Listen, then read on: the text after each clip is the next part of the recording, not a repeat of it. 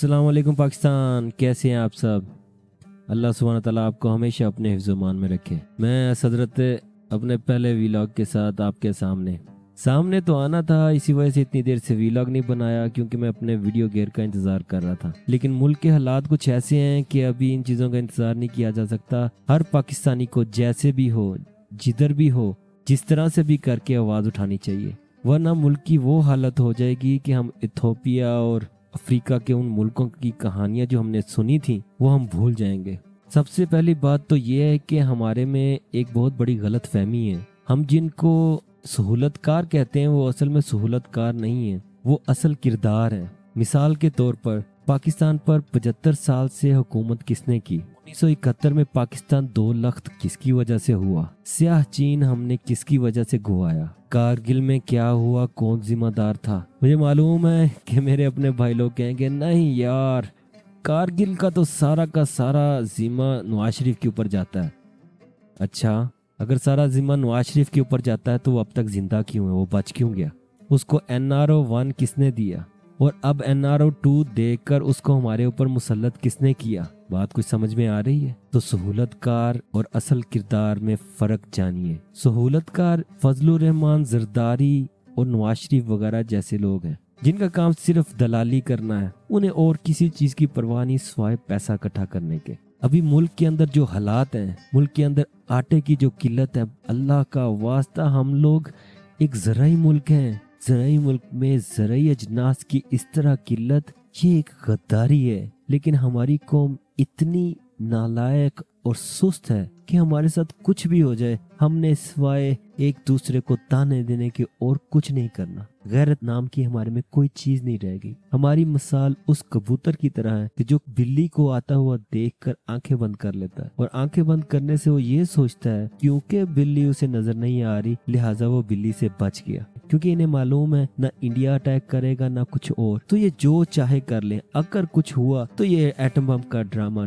रचा देंगे कि हम एटम बम हमारे पास है, हम भी चला देंगे। सबसे खतरनाक बात ये है कि अफगानिस्तान का बॉर्डर हमारा अब सेफ नहीं रहा। तालिबान के आने के बाद वो बॉर्डर हमारा सबसे सेफ होना चाहिए था, लेकिन इन लोगों ने जानबूझकर उधर भी ताल्लुकात खराब कर लिए। और चाचा भिखारी अभी 60 लोगों का कुंभा लेकर जिनेवा में गया भीख मांगने के लिए। वहाँ पर उन्होंने पैसे देने की कुछ वादे तो किए हैं, लेकिन उनके वादे ऐसे ही हैं कि जो मरते वक्त भी पूरे नहीं होते।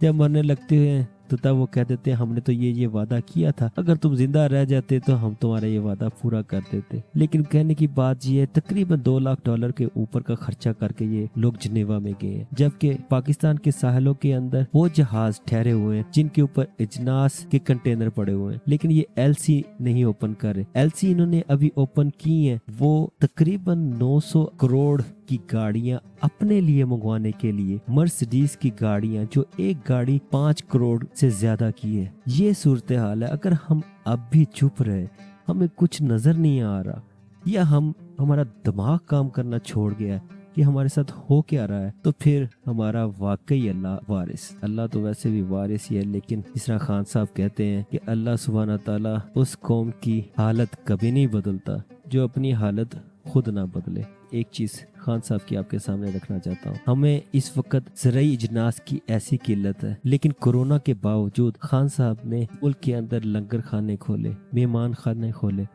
वो इसलिए नहीं कि उसके पास और उससे कुछ हो नहीं था रहा, मुल्क बहुत अच्छे से सही तरह से तरक्की कर रहा था। 6% की ग्रोथ थी। जो एनालिटिक्स करने वाले इदारे हैं, जो वेबसाइट है, उन्होंने पाकिस्तान के बारे में ये कहा था कि 2030 तक पाकिस्तान की एवरेज ग्रोथ 8% तक जाएगी, जिस तरह से इमरान खान की गवर्नमेंट पाकिस्तान को आगे लेकर जा रही है। और 2030 के बाद पाकिस्तान G20 के कंट्रीज के अंदर शामिल हो जाएगा। G20 कंट्रीज वो हैं जो दुनिया की सबसे बड़ी इकोनॉमीज हैं, यानी पाकिस्तान 2030 के बाद G20 में शामिल होता, दुनिया की सबसे बड़ी 20 इकोनॉमीज में से एक होता। लेकिन हमें जानबूझकर फिर नीचे धकेल दिया गया, बल्कि 100 साल पीछे धकेल दिया गया। अब अगर खान साहब आ भी जाए, मुझे अपनी कौम से ये भी गिला है, अगर खान साहब किसी तरह किसी करिश्मे से अल्लाह हमारी दुआएं कबूल कर ले और खान साहब आ भी जाए, ये कौम 1 साल बाद ऐसे खान साहब के खिलाफ खिलाफ बोलेगी कि फिर दोबारा कहेगी कि नहीं वो मुल्ला आ जाए और नूरा आ जाए, वो जरदारी आके हमें चपेड़े मारे, या नंबर 1 वाले आ जाए, हमसे जो है मेहनत नहीं की जाती, हमसे काम नहीं किया जाता, हमसे सब्र नहीं होता। ये मैं इसलिए कह रहा हूँ क्योंकि मैंने 2018 से 2022 अप्रैल तक का दौर देखा है। मुझे अच्छी तरह से याद है कि किस तरह तहरीके इंसाफ के ही अपने आप को अलम बरदार कहने वाले, ट्विटर के ऊपर हीरो बने हुए, वो सब के सब भी खान साहब को ऐसे ताने देने लग गए कि खान साहब ने इकोनॉमी गिरा दी, हालांकि उनको इंटरनेशनल मार्केट का बिल्कुल सिरे से कोई अंदाजा ही नहीं था। क्योंकि मैं खुद बाहर के मुल्क में रहता हूँ, मुझे अंदाजा था कि कितनी महंगाई हमारे यहाँ हो गई है, लेकिन पाकिस्तान जैसा मुल्क जिसको PMLN ने डिफॉल्ट की हालत के अंदर इमरान खान को दिया था, ऊपर से कोरोना आ गया और वो कैसे करता हुआ हर चीज को आगे लेके बढ़ रहा था, और समझने वाले लोग इस चीज को देख रहे थे कि इमरान खान सही सिमत पर जा रहे हैं। और उसके साथ अब हमें मालूम होता है कि बाजवा ने किस तरह से इमरान खान के लिए मुश्किलें पैदा की, क्यों एहतसाब ना हुआ। इसके बावजूद हर तरह की गेम के अंदर उलझे हुए उसने पाकिस्तानियों को हर तरह की सहूलत दी। पेट्रोल जबकि दुनिया में सबसे महंगा बिक रहा था, उसने उसे सस्ता दिया, लेकिन ये चीज अवाम को तब भी नजर नहीं आ रही थी। इस दफा जब खान आएगा हालात बहुत ज्यादा सख्त होने वाले हैं, और मेरी उम्मीद यही है कि मेरी कौम 2018 से 2021 के दौर को समझेगी कि कुर्बानी देनी पड़ती है, सख्तियां सहनी पड़ती है, अगर गैरतमंद कौम बनना है, अगर कामयाब कौम बनना है, अगर अपना कोई मुकाम बनाना है, आसानी से कुछ नहीं मिलता। इंशाल्लाह भाई लोग अगले व्लॉग में मिलेंगे। अस्सलाम वालेकुम पाकिस्तान।